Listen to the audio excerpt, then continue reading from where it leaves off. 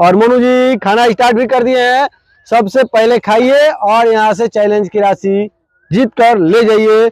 और मोनू जी 2 अंडा चॉप समाप्त कर दिए हैं और देखते हैं कि कितने सेकंड में ये 4 अंडा समाप्त कर रहे हैं। और अंडा चॉप समाप्त करने में लगे हुए हैं। इनका मशीन थोड़ा स्लो चल रहा है, मशीन थोड़ा चेंज करेंगे तभी यहाँ से जीत कर ले जा सकते हैं। देखिए देखिए, हंसिए मत, खाइए, लोगों पर ध्यान मत दीजिए, जल्दी जल्दी बस समाप्त हुआ। मुंह से जल्दी क्लीन कीजिए, मुंह में नहीं रखना है। नहीं, मुंह में रखे हुए हैं।